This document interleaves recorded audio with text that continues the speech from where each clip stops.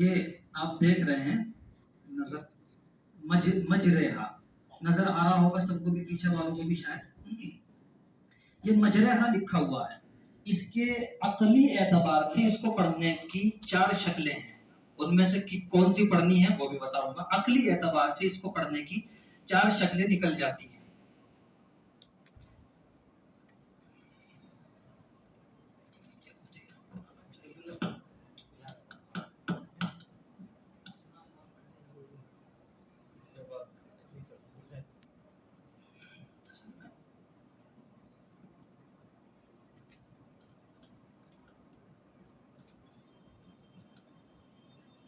یہ مجرحا، اس کو آپ یہ سمجھ لیجئے کہ عقلی اعتبار سے اس کو پڑھنے کے 4 طریقے، 4 شکلیں نکلتی ہیں. 4 طریقے سے اس کلمے کو پڑھا جا سکتا ہے.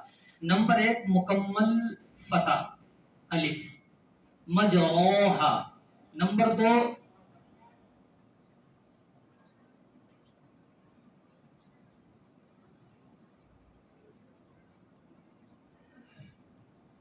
تقلیل.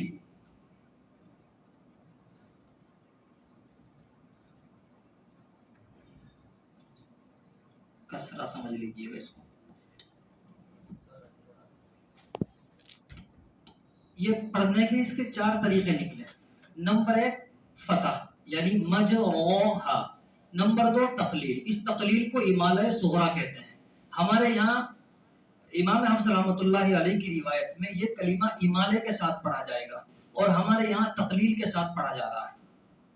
ایک طریقہ کسرے والا مجروحا، ایک کسرے والا مجریحا.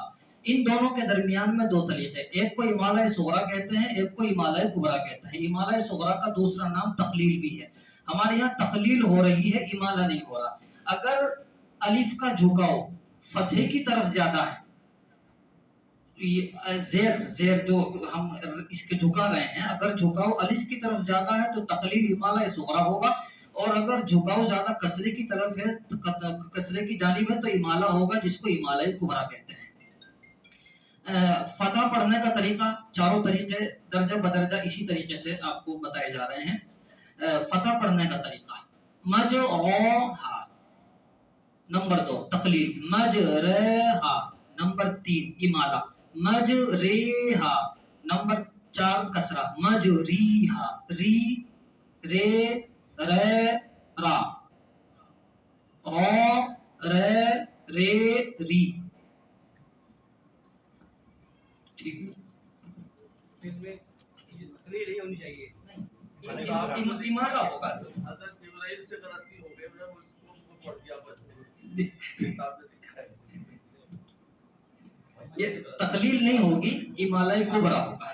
جی امام حفص رحمۃ اللہ اور تھوڑا سا اور جی یعنی بالکل یا کی طرف ہوگا.